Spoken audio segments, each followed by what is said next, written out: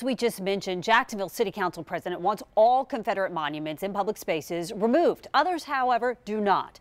And historians say it's time for a conversation. However, reaching a decision will not be easy. These monuments still have historical value.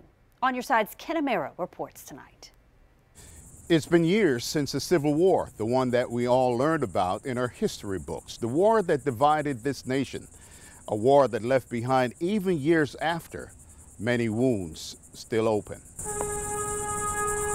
Now, Confederate monuments have sparked rallies across the country. They've become a reminder of a history many would like to forget. A lot of people have said you can't change history, and in some ways that's true, in some ways not. Dr. Wayne Wood is a local historian.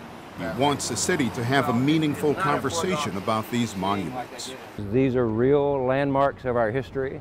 They're works of art, and at the same time they're offensive to a large percentage of the population who lives here. Ironically, General Robert E. Lee may have seen this debate before it happened. He is quoted as saying, "I think it wiser, moreover, not to keep open the sores of war, but to follow the example of those nations who endeavor to obliterate the marks of civil strife." There were more monuments to the Civil War than any other war in our nation's history. This statue in Hemming Park was unveiled in 1898. The tribute to the women of the Confederacy in Confederate Park was dedicated in 1915. Do we totally bleach our history of all those monuments, or do we find a way to put them in a context that they can be interpreted and not used as a rallying cry for people to spew hate, but a way to bring community together and understanding what our history really is?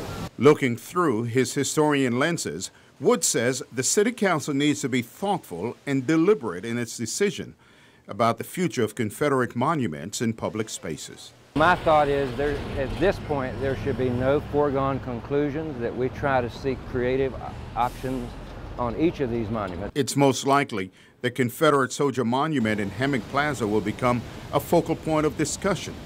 It is the most visible. Historians are hoping that the conversation will be productive and meaningful. On Your Side, Ken Amaro, First Coast News.